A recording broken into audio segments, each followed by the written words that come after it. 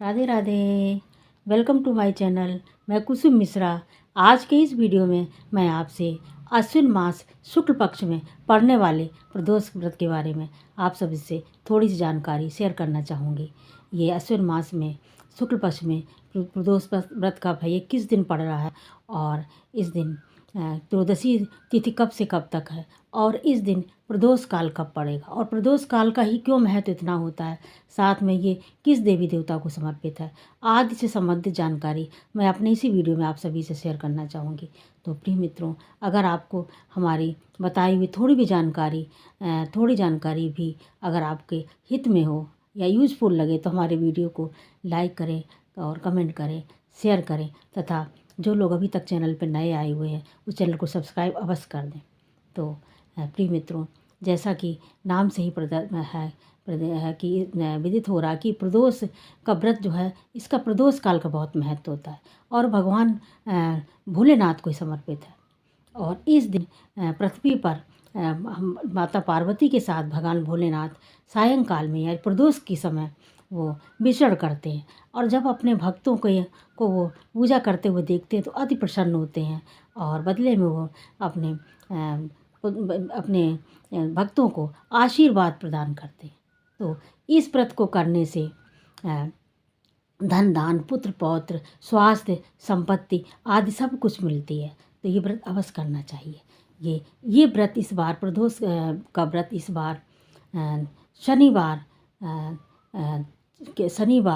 को ये पड़ रहा है 4 अक्टूबर को 2:04 से ये प्रारंभ होगी त्रयोदशी तिथि, जो कि दूसरे दिन ये रविवार को दोपहर में 12:57 तक है।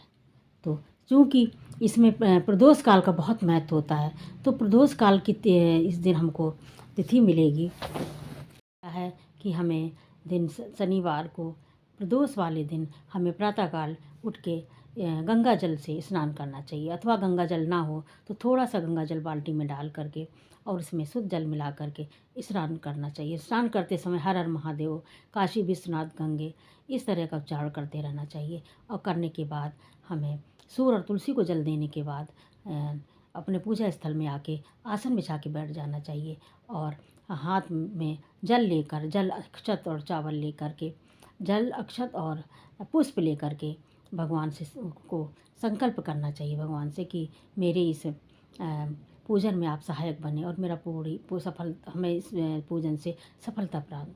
तो और विशेष मनोरथ के लिए हम एक दिन पूर्व ही इसका हमें प्रारंभ कर देना चाहिए। जैसे कि एकादशी व्रत 3 दिन का होता है, उसी तरह इसका भी प्रदोष में भी हमें 3 दिन का अनुसरण करना चाहिए। अगर हमें विशेष कामना है तो एक दिन पूर्व ही एक दिया जल ले जा करके हमें भगवान भोलेनाथ को शिवालय में समर्पित करने के बाद उनसे हमें प्रार्थना करना चाहिए कि कल हमारा प्रदोष का व्रत है और हमें पूर्णता प्रदान करें।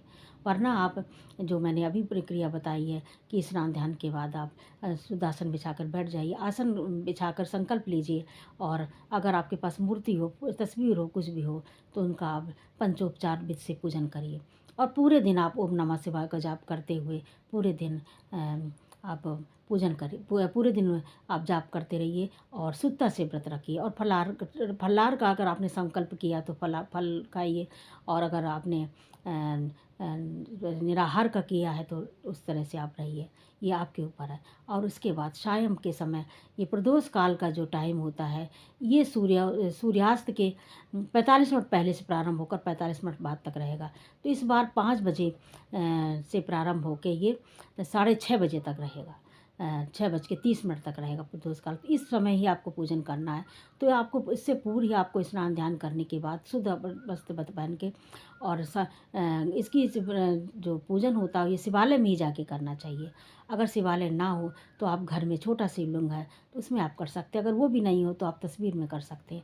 तो करना क्या है, हमें पंचामृत बना लेना चाहिए और दूध, दही, घी और शहद तथा गंगा जल से हमें इनका अभिषेक करना चाहिए। जैसे कि पहले आपने गंगा जल चढ़ाया तो फिर ओम नमः शिवाय बोल रहे हैं और नंबर 2 पे हमें जैसे दूध के बाद दूध चढ़ाएंगे तो फिर ओम नमः शिवाय इस करते सब चढ़ाइए, इसका पंचामृत चढ़ाइए और भगवान को स्नान कराइए शुद्ध जल से और कराने के बाद त्रिपुंड बनाइए से सफ़ेद चंदन से और उनको आपने अक्षत तिल जो भी आपके पास इस पूजन सामग्री है ये सब चढ़ाइए। उसके बाद उनको पुष्प चढ़ाइए, बेलपत्र चढ़ाइए, धतूरा भांग जो भी आपके पास हो, और धतूरा भांग चढ़ाइए।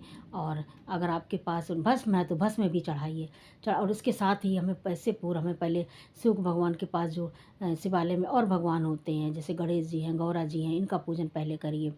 और कार्तिकेय जी हैं, नंदी जी हैं और सर्पराज हैं, और भी मंदिर में जो हैं उनका पूजन करने के बाद हम शिव जी का अभिषेक करिए। करने के बाद आप धूप दीप उनको समर्पित करिए, नैवेद्य समर्पित करिए। उसके बाद कथा सुनिए जो इनकी दिन के हिसाब से जो कथा होती है। तो इस बार शनिवार की जो प्रदोष की कथा वो सुनिए, आरती करिए। और घर में आकर के जैसे भी आपने व्रत का संकल्प लिया है, अगर आपने निराहार रखा, फलाहार रखा, जैसे भी रखा उस तरह से करिए। अथवा एक समय आप बिना नमक, बिना तेल, बिना हल्दी का एक बार भोजन भी कर सकते हैं। तो ये रही हमारी जानकारी प्रदोष के बारे में। आपको अगर जानकारी ज़रा भी अच्छी लगी तो हमारे वीडियो को लाइक करिए, सब्सक्राइब करिए और चैनल को सब्सक्राइब कर दीजिए। धन्यवाद। जय श्री राम।